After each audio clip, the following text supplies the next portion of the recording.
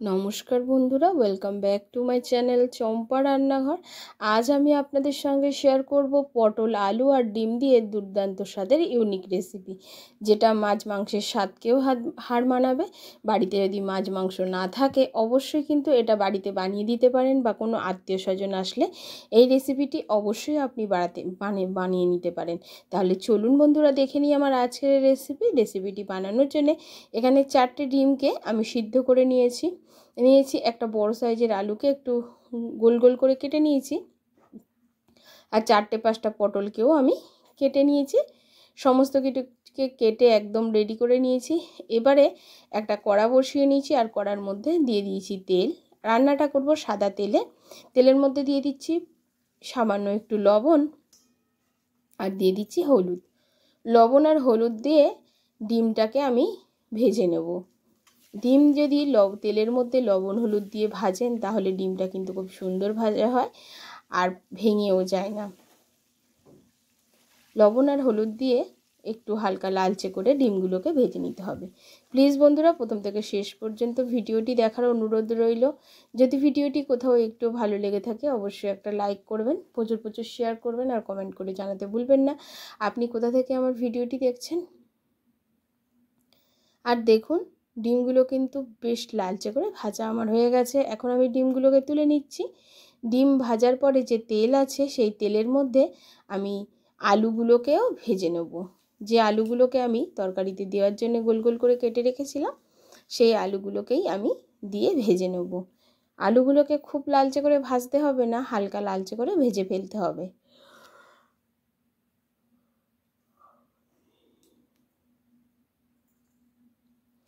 আর দেখুন, আলুগুলো কিন্তু বেশ ফাইন ভাজা হয়ে গেছে। এই রকম হালকা লালচে করে আলুগুলোকে ভেজে নিতে হবে। এখন আলুগুলোকে আমি তুলে নেব। এবারে আলুগুলো তোলার পরে যে তেল থাকবে সেই তেলের মধ্যে এখন আমি পটলগুলোকেও দিয়ে দেবো ভেজে নেওয়ার জন্যে।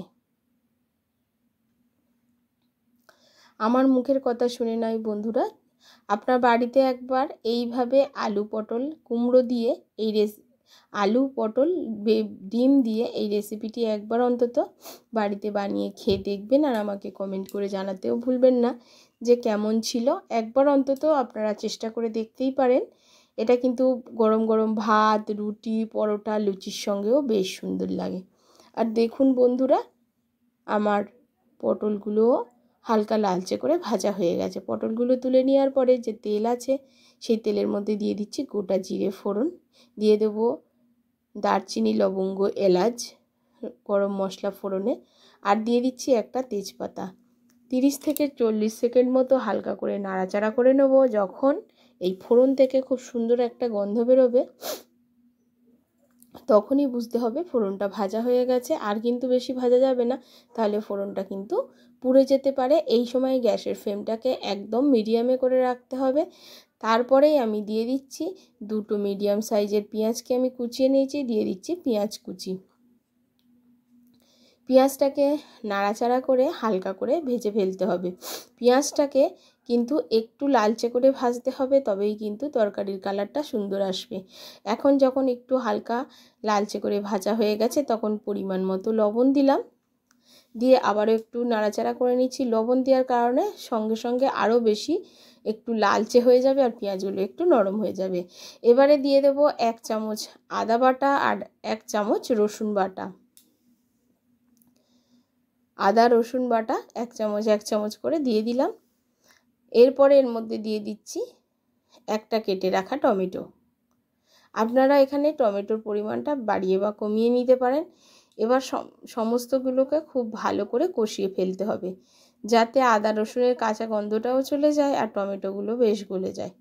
আর দেখুন, বেশ গলে গেছে, মশলাটা বেশ ভালো কষা হয়ে গেছে।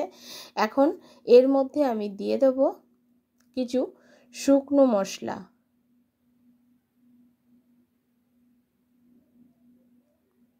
দেখুন, গোটা জিরের গুঁড়ো, ধনিয়ার গুঁড়ো, গরম মশলার গুঁড়ো আর হলুদ গুঁড়ো আর ঝাল লঙ্কার গুঁড়ো। আমি আজকের কোনো রকম কাশ্মীরি লঙ্কার গুঁড়ো ব্যবহার করব না।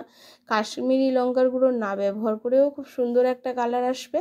এবার অল্প জল দিয়ে খুব ভালো করে মশলাটাকে কষিয়ে নিতে হবে, যাতে মশলাটা পুড়ে না যায়। সেই জন্য অল্প জল দিয়ে মশলাটাকে খুব সুন্দরভাবে কষাতে হবে। এরকম জল দিয়ে যদি আপনি মশলাটা কষান তাহলে কিন্তু তরকারির দুর্দান্ত একটা টেস্ট আসে। এবারে দেখুন খুব ভালো করে মশলাটা কষানো হয়ে গেছে, তেলও ছাড়তে শুরু করেছে। এখন আমি যে ডিম, আলু আর পটলটাকে ভেজে রেখেছিলাম সেগুলো সব একসাথেই আমি এই মশলার মধ্যে দিয়ে দেব। মশলার মধ্যে দিয়ে খুব ভালো করে আমি এগুলোকে কষিয়ে নেব।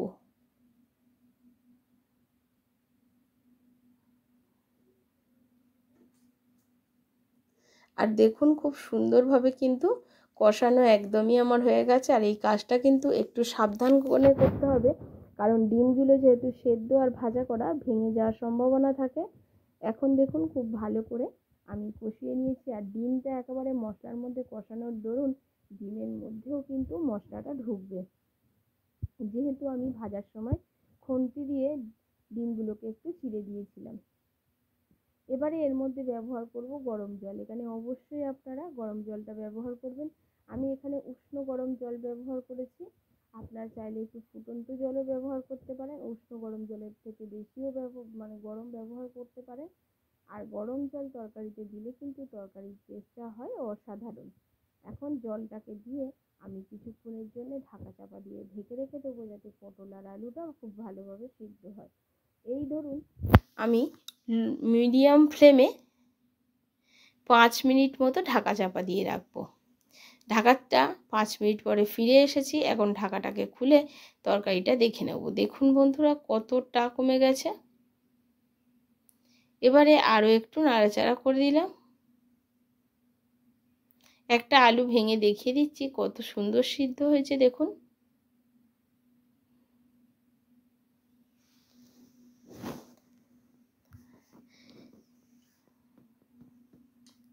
এবারে খুব ভালো করে তরকারিটার সঙ্গে মিশিয়ে দেবো। একটা আলুকে একটুখানি ফাটিয়েও দিয়ে দিয়েছি, তাতে গ্রেভিটা একটু ঘন হবে। এখন দিয়ে দিচ্ছি পরিমাণ মতো আরও একটু লবণ, কারণ লবণটা একটু কম ছিল, সেই জন্য আরও একটু লবণ দিলাম। দিয়ে একটু নাড়াচাড়া করে দিচ্ছি। এবার সবার লাস্টে আমি এর মধ্যে দিয়ে দেবো হাফ চামচ মতো চিনি। অবশ্যই এখানে চিনিটা ব্যবহার করবেন, তবে কিন্তু টেস্টের ব্যালেন্সটা ঠিকঠাক থাকবে। আর দেখুন বন্ধুরা কত সুন্দর একটা কালার এসছে, কাশ্মীরি লঙ্কার গুঁড়ো ছাড়াই কিন্তু ভীষণ সুন্দর একটা কালার এসছে। এবারে গ্যাসের ফ্লেমটাকে অফ করে দেবো। আর আমার এখন তরকারিটা একদমই রেডি হয়ে গেছে, ভাত দিয়ে খাওয়ার একদম উপযুক্ত হয়ে গেছে। আপনারা রুটি দিয়েও খেতে পারেন বা পরোটা দিয়েও খেতে পারেন, তবে রুটি পরোটা দিয়ে খেলে একটু ঝোলটা কম রাখবেন। আর একটা পাত্রে আমি ঢেলেও নিয়েছি। দেখুন বন্ধুরা কতটা সুন্দর দেখতে হয়েছে। আশা করি আমার আজকের এই রেসিপি আপনাদের ভালো লেগেছে। যদি ভালো লাগে অবশ্যই লাইক করবেন, শেয়ার করবেন আর কমেন্ট করতে ভুলবেন না। আর প্লিজ বন্ধুরা আমার এই ছোট্ট চ্যানেলে আপনাদের সাপোর্ট আর সাহায্যের ভীষণই প্রয়োজন। প্লিজ সাপোর্ট করবেন আর আমার পাশে থাকবেন। নমস্কার।